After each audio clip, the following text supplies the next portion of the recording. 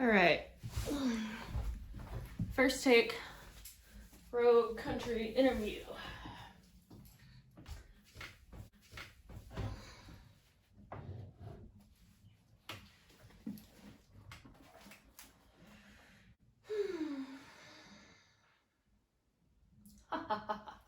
Oh. Okay. Okay. Oh. Hi there again, y'all. Welcome to Going Rogue. Okay, let's just start over with that. Welcome to Going Rogue with me, Alison Self. I'll be your host today, and our special guest is me. So, I'm just gonna go right into some questions here after I get a little bit of drink in me.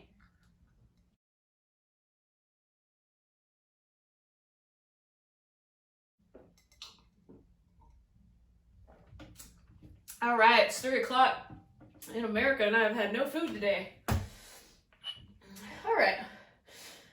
It looks like the first question is, was your family supportive when you decided to pursue music? And that's a great question. I would say the answer is yes. I kind of just didn't really talk about it. I moved out when I was 19 and moved up to Richmond, Virginia, which is where I'm originally from. I was born and raised in Petersburg, Virginia, which is a small town about 45 minutes south, down 95.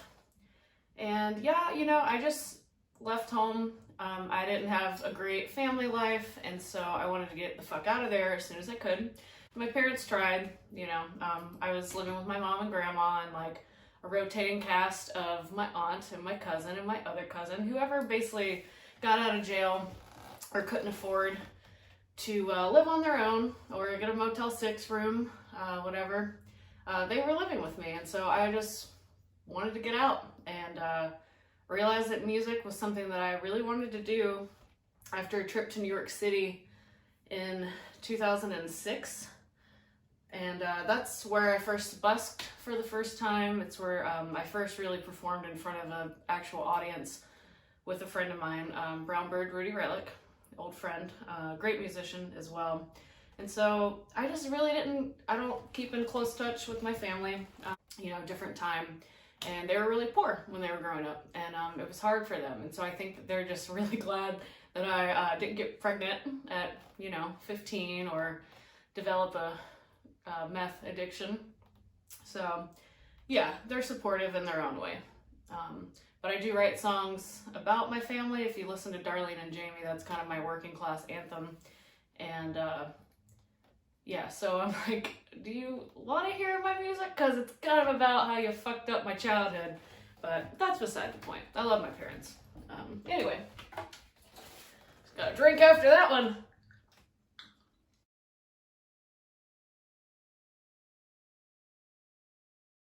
Craziest hitchhiking story or busking story? Boy, let me tell you what, I have a lot of these, and I seem to remember them the most vividly when I've been drinking. And I guess the first one that comes to mind is I got picked up. This is one of the first times that I hitchhiked by myself. And the longest trip I ever did was Maine, all the way to Southwest Virginia in 2009, and that was fucking terrifying, but I made it. And I got picked up, I think it was the same trip. I got picked up by this trucker, real nice guy. Don't let anybody tell you that truckers are gonna murder you. I mean, maybe if you get, a little bit unlucky, but I'm a pretty good judge of character. And this guy was really nice. Truckers spend a lot of time by themselves, and I could tell this guy was just like wanting somebody to talk to, which is kind of the usual protocol. And he was just sharing some just like kind of random shit with me, and I'm just sitting there like, oh yeah, okay, cool. And he starts telling me this story about how he will like try to flirt with women truckers, and he's like, sometimes I like to flash them. And I was like I think of flashing as like titties, and I'm like, you show them your boobs? Okay, whatever, your fucking, whatever's your, blows your skirt up, man. And he's like, yeah, but you know what? I never do it first. That would be rude. I always wait for them to flash me, and a lot of the times they do. And this nice old gal was driving past me, and she just showed me her titties. And so, and he is driving, mind you, and he's like this, and he's telling the story, and he goes, and I tell you what, I just stood up and I just started jerking off, and she wrecked. I mean, it wasn't bad, but she ran her tractor trailer off the highway. It wasn't a major highway. And I flipped back around and I went and, you know, made sure she was okay. And I'm sitting there like, that's really funny. Okay. So that was pretty fucking weird. And I was like, I need to get out of the fucking truck with this guy before he shares some shit that I'm like really weirded out by. So, busking story. I've also done a lot of busking. I haven't really had anything like super crazy happen to me. A lot of the times when you're just like spending a lot of time on the street, you just see really weird shit. A lot of like traveler kids, a lot of like just street kids and, you know, houseless people. And they'll always try to like come up, and there'll be some fucking like hippie with a djembe, and he's like obviously done a lot of fucking acid, and he's like, hey man, you want to jam? You want to jam? And I'm like, no man, I really don't want to jam. Like, leave me the fuck alone. I'm gonna check and make sure we're still recording. Okay, we are. Hi. All right, so yeah, djembe, hippie dude, and I'm just like, I'm a pretty assertive person, and I'm just like, man, fuck off. Get the fuck out of here. Because the thing when you're busking, if someone wants to like play with you, that's a really easy kind of scam that people pull. And then they'll be like, well, I can get half the money, right? And I'm like, motherfucker, get the fuck out of here. So I don't let people do that unless I know they're cool. And they're not like fucking burnt out fucking weirdos. Bless their hearts. But I've had a lot of older men ask me if I'll marry them. I had this really sweet older guy. He was just saying, he didn't speak a whole lot of English. He was very, very nice. He brought me like a slice of pizza. He was like, you should come with me and like be my wife. And I was like, I was filthy. I was like stinky. I probably hadn't showered in like a week. I was sitting on the fucking ground like playing. And I was just like, me? Are you talking to me right now? So that was weird. And I was like, no, thank you. And I just like got the pizza and kind of went off and found another spot. That's another thing, is the spot territorial shit when you're busking is kind of fucking intense sometimes. I had these like teenage kids set up not even like a block away from me with the fucking drum kit. And I asked a stranger, I was like, do you mind can you just watch my case for 2 minutes? And I fucking got up and I stormed over to those little fucking punks. And I was like, hey, I've been here for a fucking hour. I can hear you. It's just like, you know, an unspoken kind of rule between buskers. If you're in earshot, you don't fucking set up. If you can hear me, don't fucking set up near me. Like, go find somewhere else. Sorry, fucking early bird gets the worm, you know? And they were like terrified. I think this is the same incident that I had the guy ask to marry me. And so a lot of these just kind of happen at the same time. But otherwise, you know, I've had a lot of really good experiences busking. Kids love it, parents love it, their kids love it, and they just throw fucking money at you. So that's what I'm all about. I'm gonna have to re-up on my wine. This is very expensive. I don't know if you guys over there have heard of a Franzia. It's a very fine wine. Over here, it's not. But it's fine. Okay.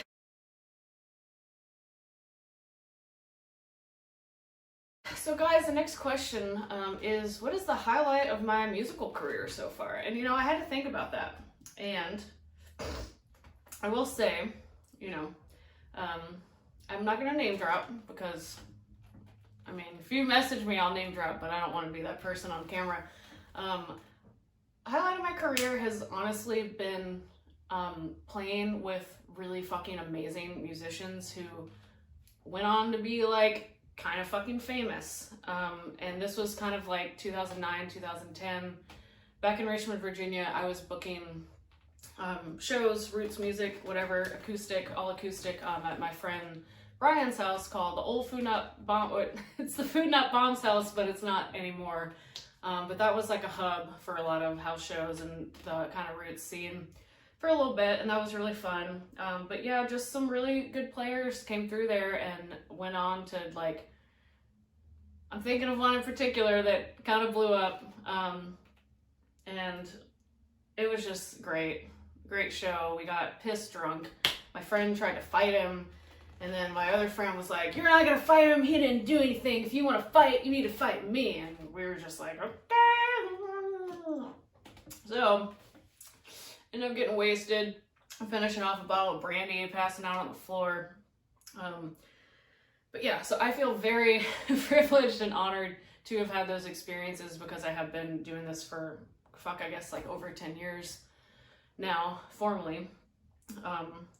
Another highlight of my career, which is, maybe you wouldn't expect this, but I fucking love jazz and blues music. And initially when I got into playing music, I was playing the ukulele.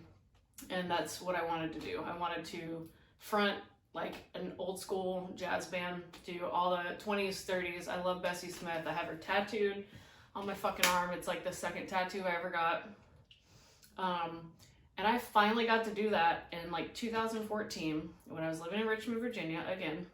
And I was hanging out with a couple of the lovely, lovely people from No BS Brass Band, and we put together a fucking jazz band.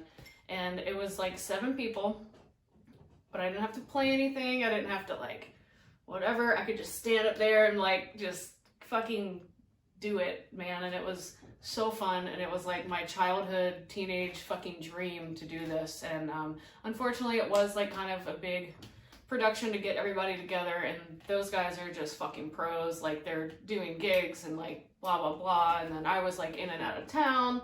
And in order for the gig to be like worthwhile, it had to pay a lot of money, because there's 7 fucking people in the band. We're not gonna go play for drink tickets. These are like fucking schooled actual musicians. And I say actual because I'm self-taught and I've never really had a class or anything, but these guys are like everybody deserves to make money when you play music, but these guys like really fucking deserve to make money. And I have a thing that a lot of times I haven't had a band, because if I can't pay them, then I'm not gonna ask people to play with me.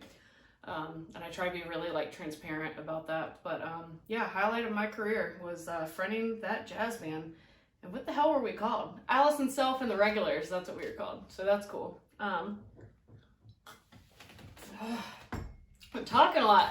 Getting hot in here. Got this stage light. This is my studio. We don't have a live audience because of COVID, but Alright. Check me out, and my deluxe version of my album is on Bandcamp. Oh my god, I forgot to write down a question. I fucking totally forgot to write down a question. Okay, let's rewind. Oh god, sorry. It was a long night last night. I watched a lot of Star Trek and drank a lot of wine. The other question that I forgot to answer was what inspired me to put skits in between each song for the deluxe version of my new EP, Honky Tonk Haze. Let me just say that, like, I was so excited to record these skits. We did all the sound effects, all the Foley, just all DIY, just glasses clinking, and I am really lucky to live with five people during COVID. And so we were able to get all of us in the basement and put a room mic and layer the sound so that it sounded like a bar. And there's all kinds of little notes for the skits if you look at the Bandcamp and click on each song. I grew up listening to a lot of hip hop. My cousin was super into it, and he's whatever in the long run, but he did help me like listen to a lot of like hip hop, fucking Slick Rick, Public Enemy, all that. I also grew up listening to country. I lived in a rural area, like ish, in Virginia, and so that was just my experience. And I've always been this like theater kid. I did 4 years of theater. I love just fucking hamming it up. I think that a lot of country artists and artists in general just take themselves so fucking seriously. And it's like, dude, I look like a fucking cartoon right now. You know what I mean? It's like, just have a little bit of a sense of humor about kind of the scene and what we're doing. And I just thought it would be a really great idea to put skits between everything. And it kind of started off as just doing one skit. And then I was like, that was fucking fun. And it's funny to me. I don't care if you think it's funny, whatever, who cares. We thought it was funny. And so we just kept recording them, and it happened organically. Trying to remember like the first skit that I wanted to do. And I think it was just like bar noise, probably, and then it just the whole album just organically kind of like evolved. Also like in my research about it, about skits in between songs, there's an old Johnny Cash album called The Rambler. So skits do also exist in between, country songs. It's not just hip hop, although they did like mainstream pave the fucking way for that in the 80s, which was great. And there's some real crazy shit, some nasty shit, and I love it. Also, old-time fiddle music and stuff like that, listening to like a lot of Charlie Poole and Tommy Jarrell and just like random shit like that, as a kind of teenager getting into all of my like country music, like 15. They just like say some wild shit before their fucking tunes, and there'll be one guy and you hear like, well, hey there. Oh, hey there, Bill. Well, come on over here. What are you doing? Hey, you don't happen to have your fiddle with you, do you? And he's like, yeah, I sure do. And there's just like, that's just so funny. And it's like, that they're acting that. But it's just such a fucking trip. And I think that a big part of performing for me is making people laugh and making people kind of forget about our shitty fucking existence for the most part. And I do feel like I'm a performer I'm a performer. I'm drinking fucking wine out of a gold rimmed fucking fake glass that came from Goodwill. I'm a performer though, and I've kind of just always wanted to be in front of people, and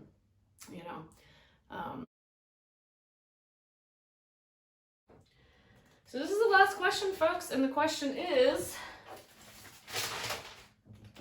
would you rather wrestle Danny DeVito or get a piggyback ride from Andre the Giant? I'm gonna tell you right now, I think Danny DeVito would kick my fucking ass. That motherfucker's short. He's got a low center of gravity. You ever seen fucking boxers? I bet that motherfucker can box.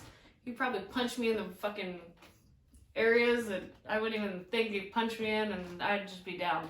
But Andre the Giant, that's my dude. I grew up watching fucking wrestling, and to get a piggyback ride from the late great Andre the Giant would be amazing. I think that motherfucker can drink, like, what was the record? Like 75 fucking beers. There's a great documentary about Andre the Giant. You gotta watch it. It's really fucking sad. Yeah, I don't really know. I just wanna, that's it, guys. And I just want to thank Rogue Country for having me. And thanks for sitting through this whole video if you did. This is the first time I've ever done something like this without a person actually asking me questions. So I'm like, I guess I'll set up this nice little area for my interview. So if you like what you, oh God, if you like what you hear, which you don't hear anything, if you don't think I'm a fucking asshole and you want to hear my music, you can go check out my Instagram. My name is Alison, that's one L, and last name is Self. Like myself. It's not shelf, it's not Sife, it's not elf. So yeah, that's why. And got a little long-winded on a lot of these, so thank you for sticking around.